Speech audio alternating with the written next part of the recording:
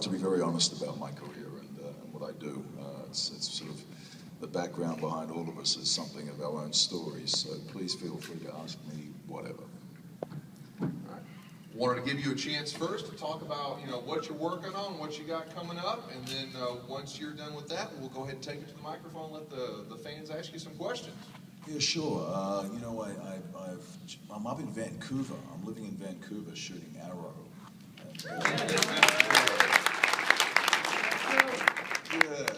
We're at the third episode of our second season, and I filmed a scene yesterday that's kind of changed the parameters.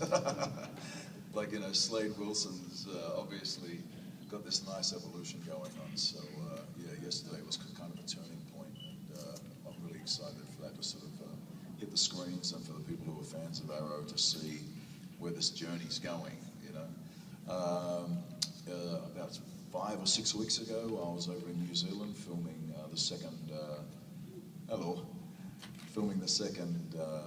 Hobbit film.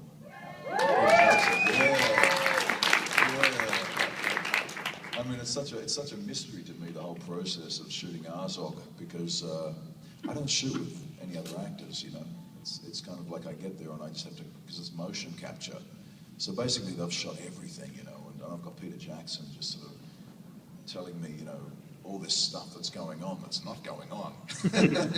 So you got to kind of you have to act. But one of the things that that I've really learned to enjoy with my acting, especially after working with wonderful actors like Andy Whitfield, is reacting to the skills of your fellow actor. And all of a sudden I found myself learning this skill, blood and sexiness and all this sort of stuff. But at the heart of it, there was really quite a very interesting story that got played through, and being part of that for 4 years was just a real privilege. Yeah, to be in my home country of New Zealand, it was even more fun. But anyway, that's my last, or my 3 existing jobs to date. And I'll throw it to you now, mate. Awesome. So if someone wants to walk up to the microphone, just head on over to the microphone and start. You can line up. Go ahead, Naevia. Just real quick, I just want you to share with us one of your favorite memories from working 4 years in Spartacus. Just whatever seems to pop in your mind is one of your, something that will stick out and probably stay with you the rest of your life. Everyone's heard about the gladiator boot camp that we did, it was fantastic. It was a great way to shape our show, because we were so much about bringing great energy into the arena that to have that 6 weeks of blood, sweat, and tears with your fellow warriors, fellow gladiators, just really did set us up, prime us up for what the camera required of us. If we just sort of stepped off the street as actors, just expecting to get in front of that camera and be that physical, it would never have worked. So really, doing Spartacus was kind of like doing a professional sport, because we really did have to train. We really did have to hone our movement skills. And I tell you, sometimes we were fighting within the inch of our own lives. Honestly, I got scars. I've got quite a few scars from Spartacus, The girls are like, show us.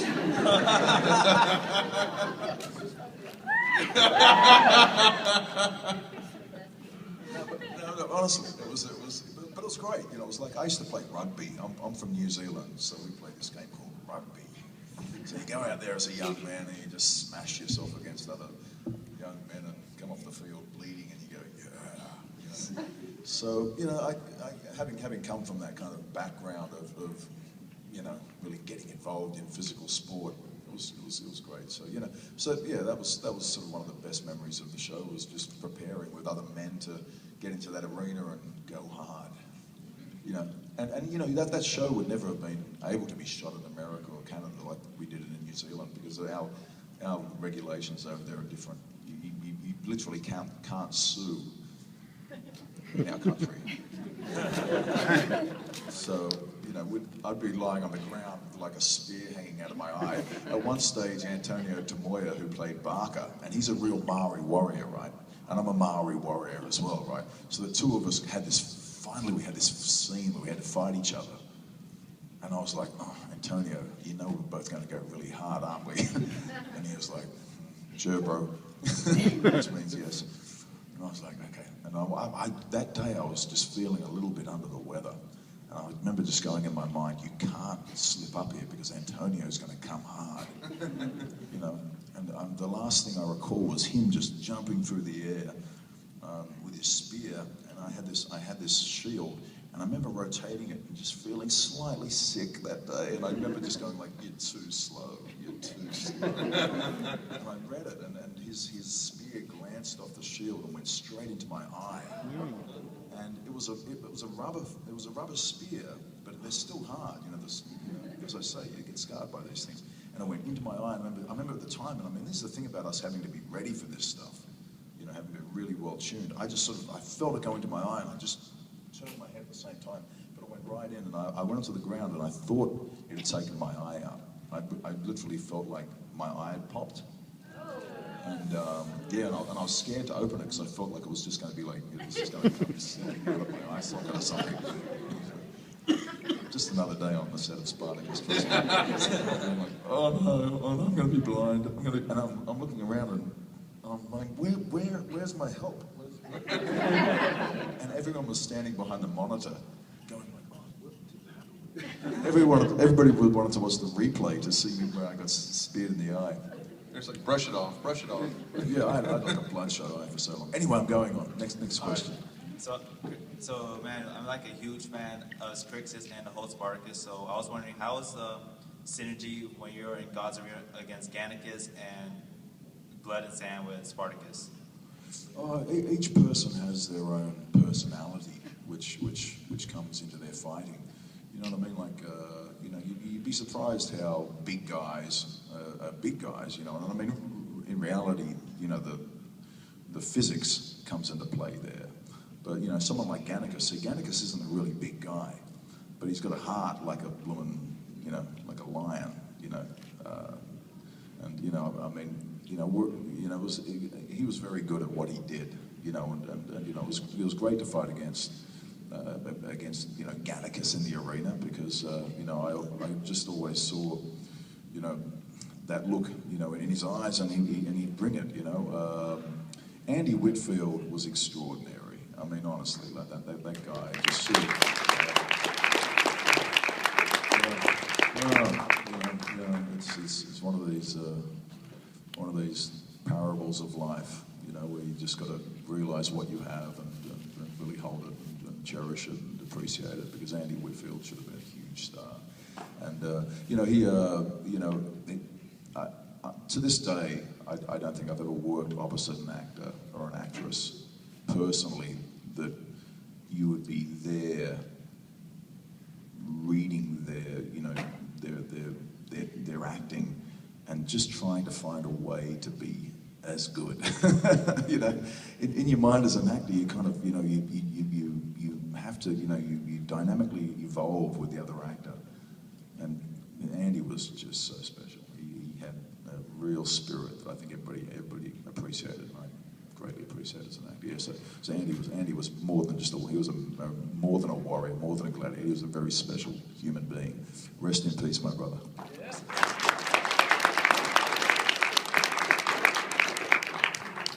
If you could choose to play any type of character, what type of character would you play? And also, how do you go from rugby to dance? Well, you know, that's interesting. My acting career began as basically a survival mechanism. My mother and brother were both killed in a car accident, 2 separate car accidents when I was 15. However, you know what, I just, you know, sometimes as an actor, you're just thrown in the deep end and you just got to find your way to swim, and, you know, it seems to be going well so far. You know, people seem to think that Azog's, you know. Very cool, thanks. Yeah, no, pleasure, darling. Okay, my question may not be as interesting as everybody else's, but I'm just curious. I'm into weightlifting, amateur bodybuilding. What type of supplements did you have to take for the preparation of Spartacus? You know, I mean, I just did some of the standard stuff, you know, protein powders, ate a lot, you know, whenever I put on size for roles, you know, prior to that, I did a couple of WWE movies with John Cena and Stone Cold Steve Austin and those guys. And I just made, I mean, at the end of the day, it's just protein. You know what I mean, to put on that size. Okay, yeah, because I've seen Andy Whitfield just say that they made this sludge that he just started drinking like 4 times a day or something. Yeah, I was just wondering what. Well, trust me, being in boot camp when everyone's been drinking protein shakes for 3 hours, it gets a bit, you know. It's like, it's like.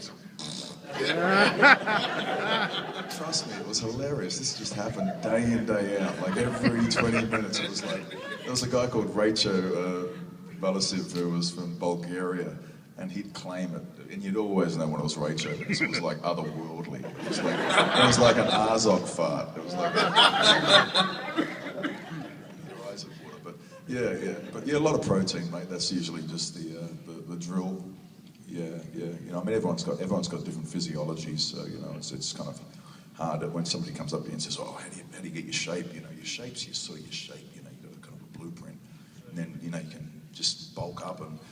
But you know, mixing the.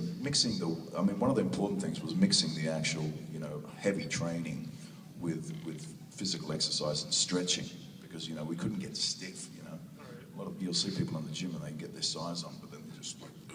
They can't brush their teeth. Yeah, you know, you got to move around that arena. You got to move around that arena fast. You know. So, yeah. Thank you. Cheers, Bob. Hi. Hello. My question is in regard to the roles that you've taken on. Like, in my opinion, you've taken on some pretty epic roles, like Spartacus. Like for me, that show's freaking epic. Okay, I'm back. And we all know how serious. And with taking on epic roles, that comes with like a serious, like epic fan base. I mean, you look at the Lord of the Rings fans, like they are OC, and Spartacus fans, I like to think are OC as well. OC is out of control. Sorry for the slang. But my question is, like, what sort of went into the decision-making process? I mean, I know you said for The Hobbit, you kind of just got called like a week out, but you know, it makes me wonder. It's like, well, what made you think? And I think you're awesome. But like, what made you think like you were up to the challenge? Like that I can do this and that I can, you know, trust me, meet the expectations of the fans. The first thing I did when my manager said to me, they want you to go down and play Azog, I said, honestly, I shook my head and I was on the phone to my manager in LA and I said, listen, I've got no idea. How in a week? We've got a week. What am I going to do? I was on the phone with this, my manager's from Germany. She's got this wonderful German accent. Ruth Bornhauser is her name. And she was like, Manu. She rang me and she said, Manu, you're not going to believe this, but Peter Jackson just called and they want to offer you the role of Crixus. Sorry, not Azog, the Defiler. And I'm like, what? Who? Azog. He's like the main bad guy, you know, he's this. And I said, Ruth, I don't know, I've got no idea. Like, how am I going to play this guy? It's funny because we're both sitting there pondering this how are we going to play the penultimate bad guy of Tolkien's world, you know? And she went, Manu, I think you have to play him like a perverse Hobbit torturer. Perverse Hobbit torturer. And I thought, that's a great German take on it. A perverse Hobbit torturer. Like latex. Perverse. Anyway, it was a funny kind of a. I mean, Crixus was more organic for me because prior to the Crixus role, about a year, not quite a year beforehand, probably 10 months beforehand, I flew to South Africa to play a guy called Mark Kerr in a UFC film, I put on. I mean, talk about putting on size. I got to, like, I'm 85 kilogram right now. And playing Crixus, I was probably about 90. Well, you guys do it in pounds. 180, I'm about 180 now. I was probably about 200 when I played Crixus. Well, I think I was about 240 or 250 when I went over to South Africa to play Mark Kerr. Literally, I looked like a silverback gorilla.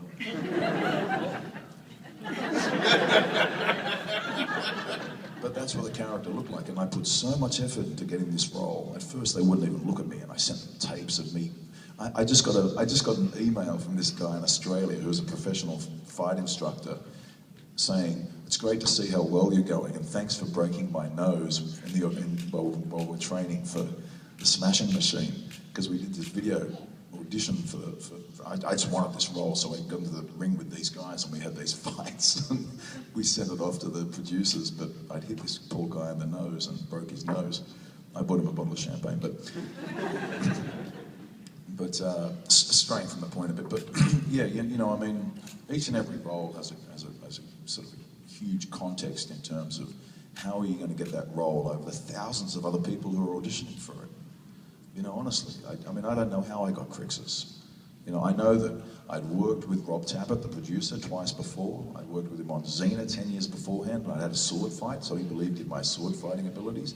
And then I worked with him just as an actor on 30 Days of Night, where I played like an Inuit Eskimo police, you know, officer up in Barrow, Alaska. So he trusted me as an actor, and nobody in America, nobody from the studios in America wanted me for Crixus. I've heard this story. They said no to me, and if it wasn't for my relationship with Rob Tappert through Xena 10 years beforehand and 30 Days of Night, I wouldn't have got that role. But he went in there and he was the producer, and he said, no, listen, this guy's good. He's a New Zealander, you know, we've seen him work. But he did ring me when I was offered the role. I was sitting in a bird aviary at the zoo with I've got a 6-year-old daughter called Huia, and I was pushing the pram with her, and I was going like, oh my God, I'm an actor. How am I going to survive as a father? You know? And the phone rang. Honestly, that was exactly what was going through my mind. I was a baby in a pram, and I was going, oh. And the phone rang, and it was Rob Tappert, and he went, Manu! He's got this real American accent. He doesn't call me Manu, he goes, Manu! It's Rob Tappert here. I just want to say that, you know, everybody in America, you know, we really like the audition, and I'm in there batting for you, and I'm going to tell you now, I'd like to offer you the role, but Manu, you got to promise me you're not going to hurt Andy Whitfield. Back in the Xena days, when I heard there were rubber swords, I said to all the stunt guys, let's just hit each other. Like, why even miss? They're made of rubber, you know? So we went into this fight scene and we're all whacking each other. And this safety officer came onto the set and went, stop, stop, stop. You know, you can't do that. Anyway, yeah. Did that answer the question? It made me think about all the different roles that I've had to go for. Thank you. Yeah. Well, first of all, you just got like extra props for being on Xena. I didn't know that. I love Xena. And but yeah, so I'm just glad you did take the roles that you did, because then I wouldn't be able to fall in love with you. We just have time for a couple more questions. Go ahead, young man. What were you thinking when you were playing as Azog in The Hobbit? What was I thinking? I was thinking perverse Hobbit torturer. Thanks for the question. Hey, what's up? Like you said, you're currently working on The Hobbit and Arrow, and also Spartacus is my favorite show. One of the reasons is because it's hard to find a good show nowadays with really well choreographed fight scenes. Spartacus, Arrow, and you're doing most of them right now. What styles were you learning when you were doing Spartacus and Arrow? You know what I mean? Well, you know, in Spartacus, we had a stunt coordinator who called Al Poppleton, who is a martial artist, and you know he's you know in Spartacus everything had to be big. You know, everything was huge. You know, but now that I'm working on Arrow, I'm working.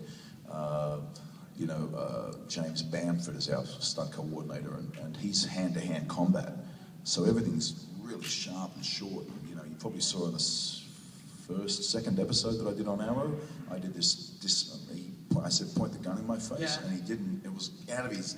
I had him over my shoulder, flipped him over my shoulder, and had the gun out of his hand in like a second. That was you know, if that had been Crixus, it would have been like.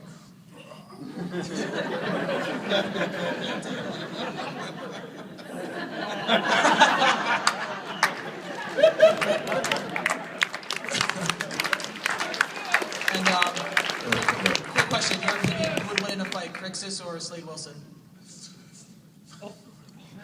Give them both a What sword. about Azog? Come on. Hey, well, it's all just me. I don't know, mate. I can't fight myself, but I don't know. I'd say it'd be like Raiders of the Lost Ark, like Crixus would come out and go, "Shall I begin?" Slade Wilson would go. Different weapons. We can get through the rest. Come on through, no worries. Hi, yes, I'm a Hobbit. Please don't hurt me. You've got shoes on. Peter Jackson would scream. My question is, what kind of relationship did you have with Tolkien's body of work when you were young? And if not at all, what kind of relationship do you have with any like nerd culture when you were young, growing up? Not a lot, darling. Honestly, not a lot. You know, I mean, I really can't answer the Lord of the Rings and the Hobbit questions like I have a great knowledge of it. Really, just as an actor, they thought that I could present a certain body of work. You know, I had a body of work that showed a certain style of warrior, I guess, strength and voice. I mean, Azog's voice is the only voice that plays in every continent because it doesn't get Translated, yeah. It doesn't get translated. Like every other actor, Richard Armitage and Sir McClellan, they get dubbed, in all the Asian languages, French, Italian, Greek, everything. They lose their voices. They just visually appear. Whereas Azog is the soundtrack of every film in every single country, which is kind of a cool thing, So I don't know, I had things that they picked me for, At the end of the day, I guess, Anthony Hopkins didn't really eat anybody. But, they pick you for your strengths, I'm directed by, people who are very knowledgeable of it. They take my skills, they use their skills as the creators of this film, and they blend it all together. Do you think in a couple of years you'll bring the stories into your daughter's life? Oh, she's definitely. She's already a bit of a Hobbit fan. Oh, right on. I took her on the red carpet, and she was like, she met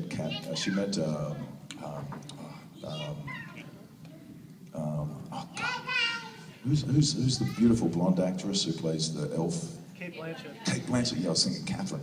She met Kate Blanchett's young son, Roman, and the two of them were like 6-year-olds going like, she had that dress. He was like, it was so funny. It was the funniest thing I did. Naevia, you're here.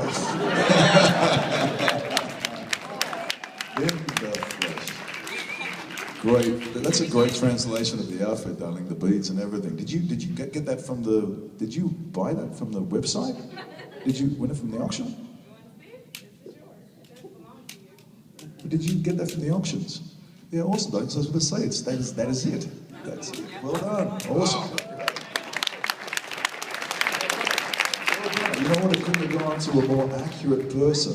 Well done. Honestly, you look like the real Naevia. You even got. You know what? I believe you could do the fight. You know what I mean? Like Cynthia's a little bit frail, actually. And I never. But she'd do the scenes. But you look like you'd actually kick ass. You could have been a great body double, or the role itself. Well done. That would have been lovely. What was your reaction to victory? Say again, sorry. What was your reaction to victory? My reaction to victory. The entire episode. From The last. War of the Damned. from what? Y'all go more into it? Y'all go. Yeah. Victory. When you watched it, what was your reaction knowing that it was ending? Oh, you know what? I watched the whole episode and I was really moved. I mean, the thing is that when I first saw that episode, I was part of the team that had to go in and do in that format. The music hadn't been added to it, so I watched the whole thing as a non-fully produced episode. When I first saw it, I didn't have it all there. Then I watched it, and none of the credits had been added on at that stage. So when I first saw it on a DVD, and I saw it with all the music and the credits at the end, I was really moved by it, but I'd already seen all the action, so it didn't bring me to tears. But then I watched the credits, and I got to the last scene, and I started going through all the old actors and the credits, And then it got to the very, very last credit of Spartacus, the whole thing, and you Spartacus fans, you know it, and everybody else who doesn't. It went to Andy Whitfield when he went, I am Spartacus! And then the big end of it, you know, and I burst into tears then, because it was just, and it was tears of joy and tears of celebration, because that was a great way to end our series, you know, saying, Andy, good on you, brother. Yeah. Yeah, thanks for the question, darling. Thank you, Naevia. Come on, come on.